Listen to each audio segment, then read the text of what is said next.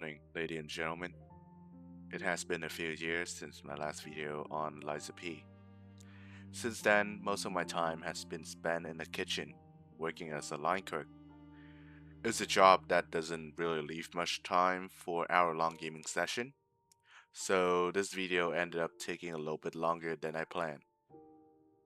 And now with Overture, I've been dragged back into crowd, kicking and screaming. However, I love every second of it. Because what New Wiz has done here isn't just expanding, it's a refinement, a distillation of everything that made the base game so remarkable. Wrapped in a package that feels both familiar and fresh. There are flaws for certain. However, when the quality of this expansion is constantly giving, I feel like for better or worse, I am blinded by the love and care this DLC was given. I will be gushing a lot over this DLC, and whilst there might be some criticism here and there, I feel like after what this DLC Overture has given me, it deserves more than just praise. Hey, wakey wakey. Oh, come on, pal, get up.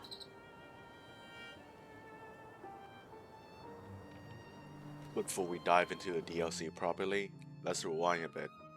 To understand why Overture worked as well as it does, we need to talk about what Liza P got right in the first place, and where Shadow of the Earthtree left me wanting. FromSoft's influence on the gaming landscape has been undeniable.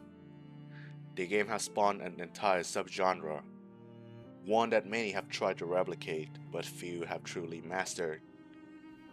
Most Souls-like fall into one or two traps. The copycat problem, mimicking the surface level elements, bonfire, stamina management, vague storytelling, without understanding the deeper design philosophy. Or the overcorrection problem, swinging so hard into the opposite direction that the game loses the delicate balance between what makes so games so satisfying and what makes their game so frustrating to play. Don't get me wrong, Shadow of the Earthtree is a fantastic expansion, but playing it I could not shake the feeling that From Software was just coasting. Not in terms of quality of course, but in terms of ambition. It was more Elden Ring, which is amazing, but it didn't push the envelope the same way Notorious of the Abyss did, or Ring City did, relatively to the scale which Elden Ring would build on. I would still give it a solid 7, or maybe 8 out of 10, just as a side note. But when I loaded into the DLC, I was reminded almost immediately. This game quality hasn't let me down, not once. The love and joy I had for the game I once felt in the Christmas of 2023, almost like I got to relive it again. It's a very weird kind of nostalgia. I cannot describe it. The DLC opened on a quiet note. Snowdrift across a somber but beautiful landscape. Even the menu screen has been changed, setting the stage before you have even taken a single step. And this menu track hit a spot in my heart where its ache is real good. When the game's open, you're placed in what seems like to be the glimpse of the past. A series of locations hinted at before.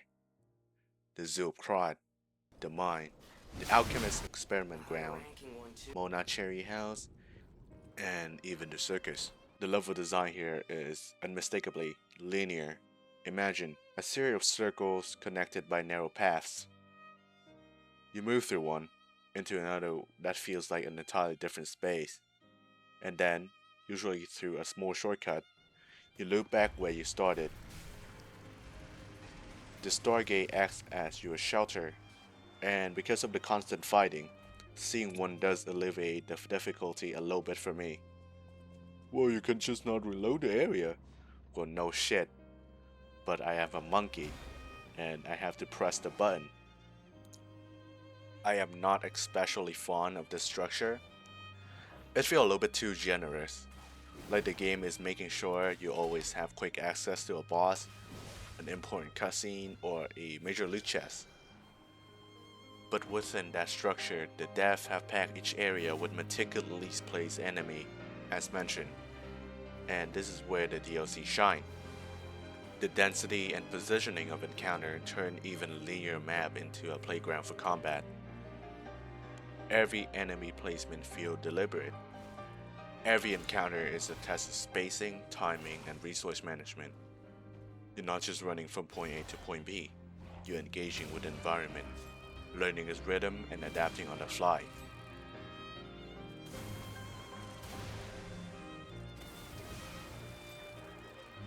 Take the zoo for example.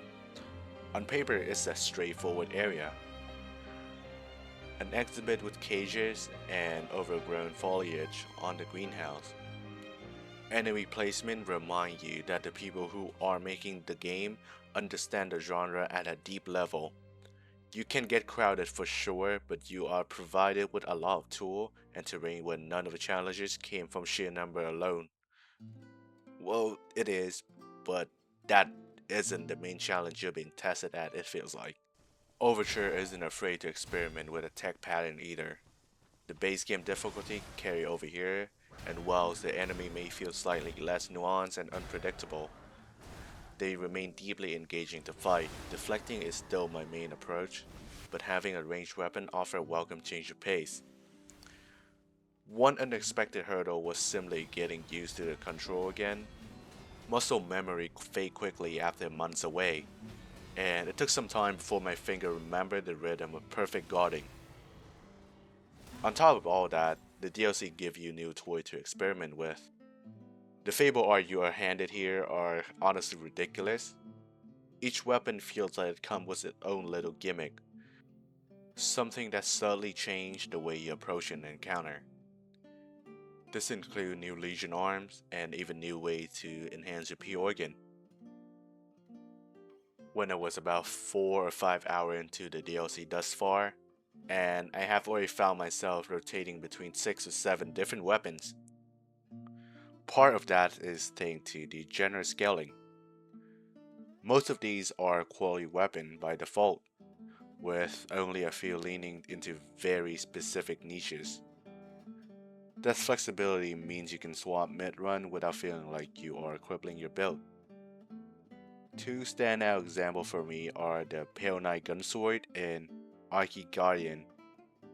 The Gunsword is pretty fascinating to me because it bridges the gap between range and melee combat.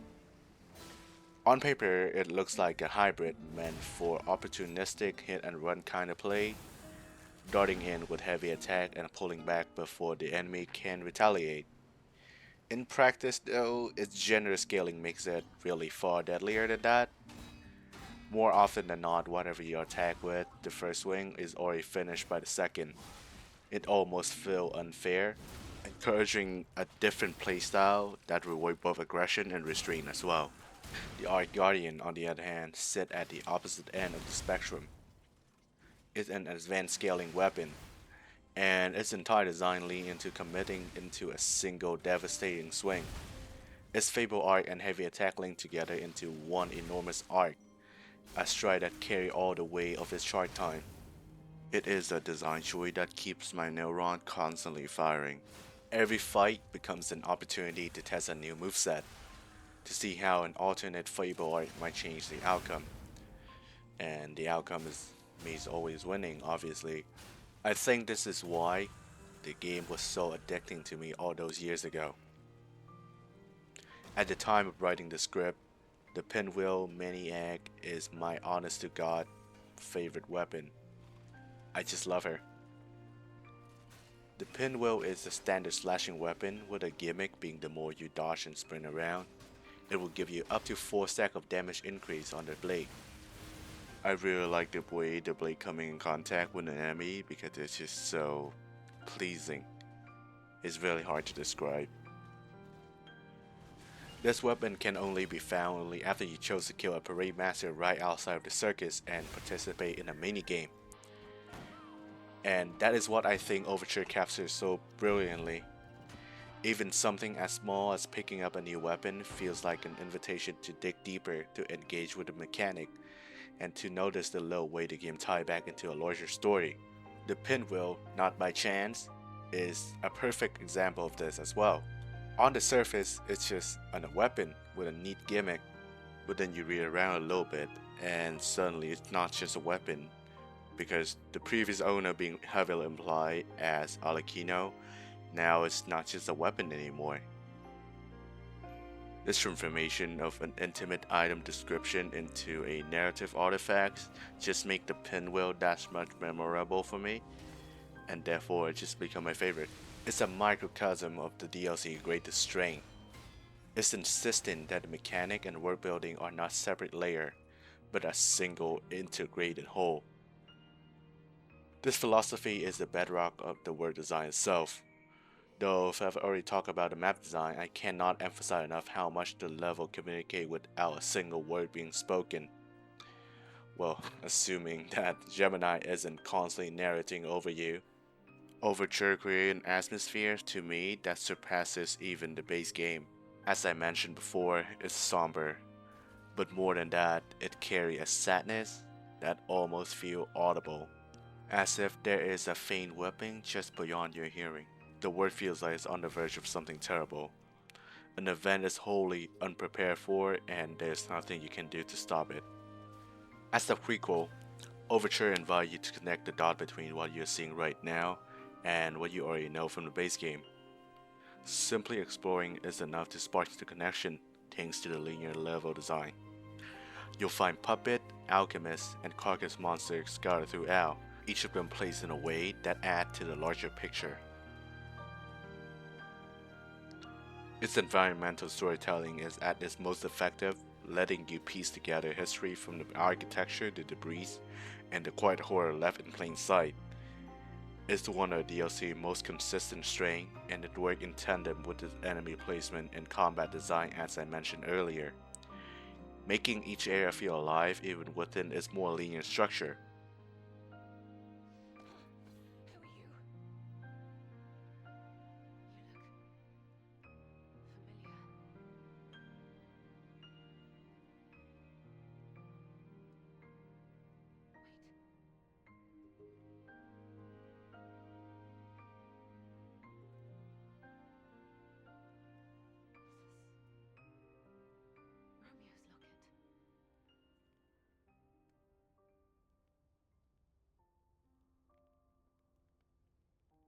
Wait.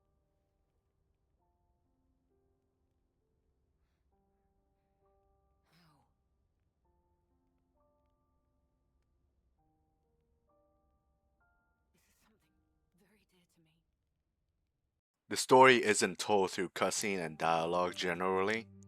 Much of it comes from smaller, more intimate sources such as item description, letters scattered around the map, trophy taken from enemy, newspaper, or even conversation with random NPC who have their own perspective on the world state.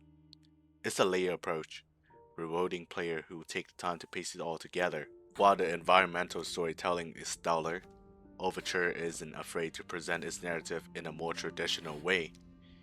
Side quests, the main quest line, and straightforward cutscene all keep the plot moving, and the story itself is quite easy to follow along even if you are a player who does not want to dig deeper into the lore in the nook and cranny of This the world wasn't itself. supposed to happen. I think the DLC left the recording a little bit too accessible, however, but that is one of the things that make the story that much more easily accessible, again, for the player, and I think that's not a bad thing at all. My only real criticism of the story is how bittersweet it felt, and even then, I'm not sure I would call it a flaw. If anything, it left me wanting more. I wish the DLC had been longer. I wish there had been more time for me to fight alongside Leah, to see more of her involvement in the story. Romeo. It's this kind of dissatisfaction that comes from being too invested. I went into Overture with incredibly high hopes. While it lived up to some of them, I think I was a little too ambitious with what I wanted the DLC to be. What we got was short, somber, bittersweet, and at times even painful. I was invested in the main story, and I was invested in the character with so little screen time. A 10 to 15 hour expansion for the main game somehow felt so incredibly short. It feels unfair to have such low content within the amount of time that they spend developing the DLC. However, I think again, it is a flaw from me being too invested because it felt unfair for me. Newest did such an incredible job at reeling the player in, despite having the already existing premise of the base game, and then adding even more to the narrative with the DLC.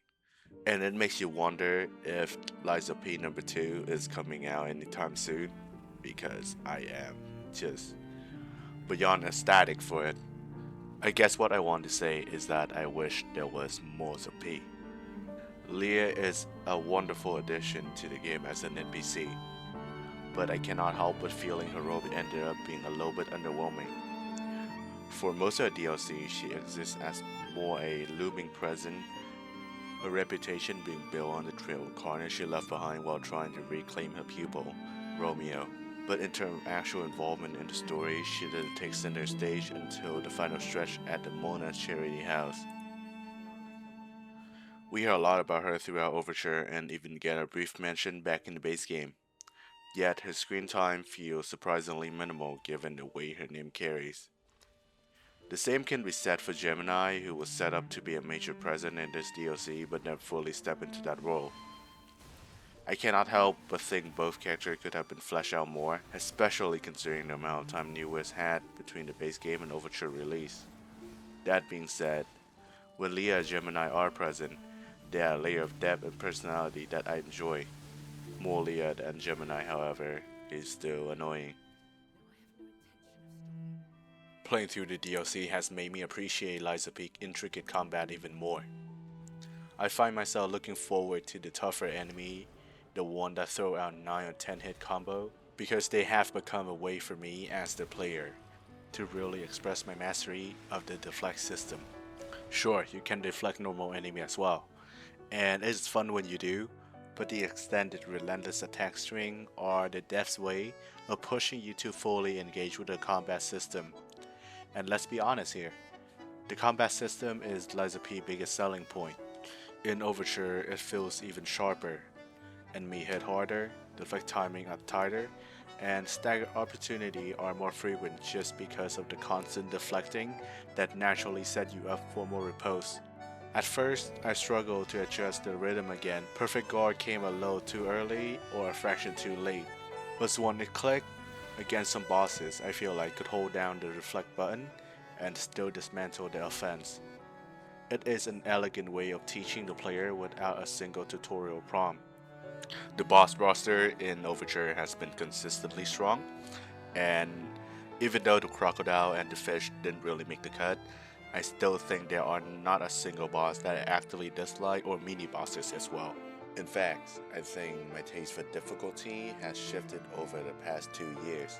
Markiona with her puppet gang fight was really difficult for me to parse at first, but as an introduction to a DLC, she worked remarkably well. She's aggressive, mixing projectile attack with her strike from the puppet, yet it really never feel unmanageable, demanding, yes, but not overwhelming. She is probably one of the hardest fight in this game generally speaking. I think she would be a perfect final boss in some other iteration, but that's just me. Veronic and Lumakio, on the other hand, are both NPC fight. Normally, I'm not a big fan of those in Souls-like game, but here they managed to win me over. Veronic is deceptively tricky, with fire attack that hit hard and punish sloppy positioning. Lumakio, on the other hand, strength lie within his deflect pattern. He get a full second of invulnerability after his combo, and it threw me off more than once. Both sides feel really distinct, and they both feel deliberate, as if they were made to highlight aspects of NPC combat that was done rather poorly in the base game, now being redeemed in DLC. The Two-Face Overseer was one of the boss I had a little trouble with, though I will admit I had some help from the tracker. He is a stark contrast from the parrot from the base game, both in personalities and usefulness. The Overseer himself is built entirely around the lay attack and the challenge of managing two distinct phases. He is not an incredibly difficult fight, but his damage output still demands a lot of respect. A single mistake can still end the attempt in an instant. It is less about overwhelming the player and more about punishing the many mistakes you have made throughout the fight. The Anguished Guardian feels like a refined take on the Archbishop Andreas, a fight of which I already enjoy in hindsight. This is a spectacle-heavy encounter, full of flashy attack and a unique repose animation that makes staggering him so satisfying to do. The danger really ramps up in his second phase, which can abruptly end the fight right at the transition if you are caught off guard. He hits hard, and his health pool is really massive, forcing me to swap between two weapons just to keep from burning through their durability. He is fairly forgettable for me, however. I just thought every other bosses in the DLC left a really strong impression on me, while he is just a very giant boss, but this time around with really good camera control. The DLC closes with its most brutal challenge, the Killer Puppet, the Blood Artist Alakino. He's creepy, unsettling, and brought to life brilliantly by the voice actor, which make every moment of the fight feel more personal and unnerving.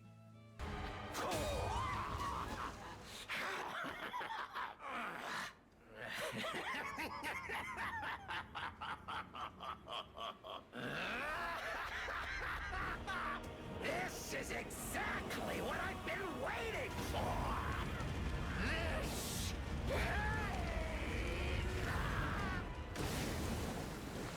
This His moveset is relentless, a constant barrage of AoE hemomancy, punishing melee string, and the occasional projectile to catch you mid-recovery. He reminds me heavily of Glazing from the base game, but turned up a few notches in difficulty. I managed to beat him with the health on my 7th attempt, but when I went solo it took about 10 to 15 try. This is a fight that constantly keeps you on your toe. A final exam in the game combat system and a fitting capstone to a DLC escalating difficulty curve. He dwarfed every single boss in this game had to offer, and it's not even a close comparison, and then some more. It might sound like I had gripe with certain moments in this fight, but the truth is, I don't really dislike any of them. Each encounter hit almost exactly the way I want a boss fight to feel. Challenging, deliberate, and full personality. Every boss is carefully designed with moveset, faces, and pacing that makes each and every fight feel unique and rewarding on their own. The story and spectacle in Overture are already strong on their own, but without this soundtrack, I think the game would have felt noticeably emptier, even if every other element still had the right note. The DLC adds several new tracks that I can see myself listening to long after I finish the game. This Room, Nightmare, Survivor, The Clear Blue Sky, each of them stand out as their own piece, not just as background music. Few video game soundtracks in recent years have managed to get an emotional reaction out of me the same way Liza P has. Maybe I've grown softer over the year, but these pieces has already hit me in a way that's very rare. I could think of Final Fantasy, maybe 15 or 10, and then there's Silent Hill, or even perhaps Persona as well. But anyway, I'm rambling. If the story and visual form the body and the spine of the game, then the soundtrack is the soul. It breathes life into the moment between the cutscene, making the world feel heavier, sadder, or even more hopeful, depending on what's happening on the screen. The melancholic melody makes the world feel like it's carrying a memory, as though it existed long before you arrive and will continue long after you're gone. This isn't music that simply tells you how to feel in the moment, it lets you hear the whipping that the word is laying out. You can tell from my previous video how much I love this game's soundtrack. The battle theme, meanwhile, are exactly as bombastic as you would expect. They are powerful, percussive, dramatic, exactly what you want in the middle of a boss fight. But they do not linger in the memory in the same way the quieter, more melodic pieces do. And I think it has less to do with composer's talent and more to do with how the music interacts with the game itself. In the middle of a Souls game boss fight, you're not really listening to the music, you're parsing animation, learning timing, positioning yourself for that one last hit. The soundtrack becomes another layer of adrenaline, something you feel more than you consciously register. Once the fight is over, the tracks end, and it rarely stick with me. And that's not unique to Liza P. It's a problem almost every Souls-like inherit from Dark Souls. Battle themes are written to serve the fight rather to stand on their own. And in chasing that From Software energy, many of them end up sounding interchangeable. They work in the moment, yes, but they blur together right outside of it. In contrast though, the quiet track on Overture feels like they are being written to exist beyond the game. They're not bound to mechanic or pacing. They're pieces of music that you can take with you. And when you do, you carry the weight of the world along with them. That is why I think the soundtrack deserves more credit than it usually gets. It is easy to point to the combat mechanic or level design as what makes Lies of Peak really great, but music is the thing that makes those elements really resonate with you. Without an excellent soundtrack, you would still have a competent, polished, or even excellent Souls-like, but with it, you would have something more.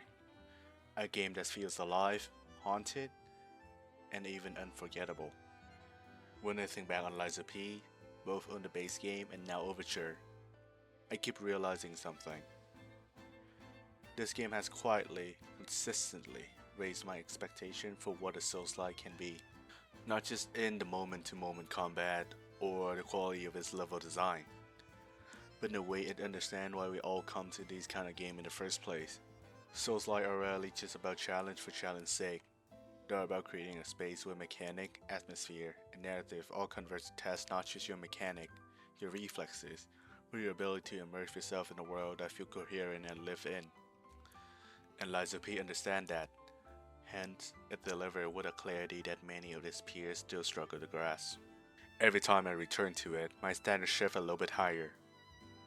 I find myself asking why a Souls-like game cannot achieve the same consistency in tone, in atmosphere, in mechanical precision. More often than not, other entries in the genre get one or two of these elements right, but let the rest slip. Maybe the combat feels really sharp, but the world is hollow. Maybe atmosphere is compelling, but mechanic is not there yet. What Liza P managed, and what Overture reinforced, is that middle ground between system and storytelling, between mechanic and ambiance. Liza P feel deliberate. It make every aspect of itself reinforce the other. I would even say elevating itself as well. This isn't just a case of being better than most imitator. It's not simply a competent FromSoft clone.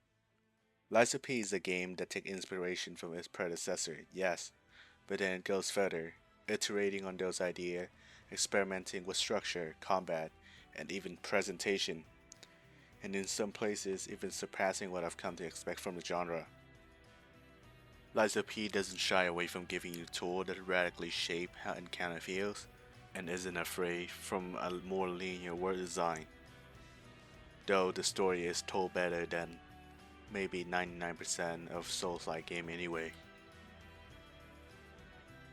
Perhaps I am being struck with a heavy case of recency bias, but when I want to talk about a game that doesn't just entertain me but quietly reshape how I see this genre, I cannot help but think of Liza P.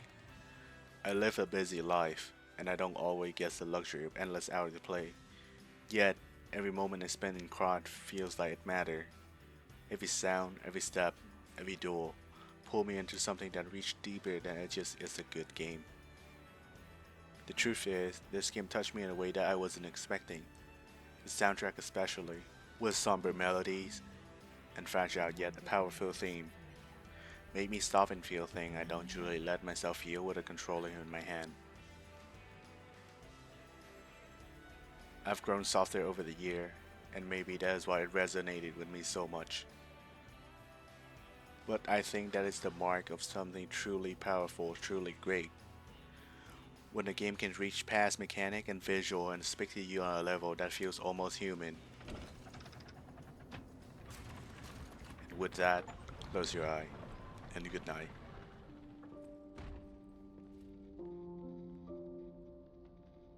The painting.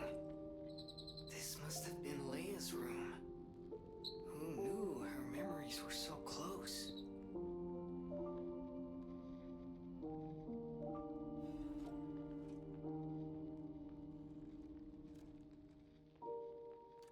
My dearest Carlo, listen. Listening to this song always reminds me of you. Do you remember the time we all gathered to play this piece together? We were happy then. They were precious, if all too short moments of happiness. Perhaps those times were so precious because of their brevity. Why is it that we humans always look for more when happiness is already in our grasp? I couldn't appreciate what we had then, but that wasn't because I found you tiresome. After breaking ties with the Monad family, I was lost. I could barely take care of myself. So taking responsibility for you and Romeo, it was more than I could bear at the time. But in the end, you two saved me. You washed away all the spite and hatred in my heart. Legendary stalker. A worthless title. That cruel end should never have been your fate. It was only when I held your pale, cold face in my hands that I understood that we should have stayed together. That I should never have left the two of you. But now you belong to the past. I shouldn't cry. It happens to us all. Eventually, I will join you there as well. No one lives forever. So in time, we will meet again. And in that moment, my wish is that I get to sit with you as the light of the sunrise washes over us, and we share a laugh together.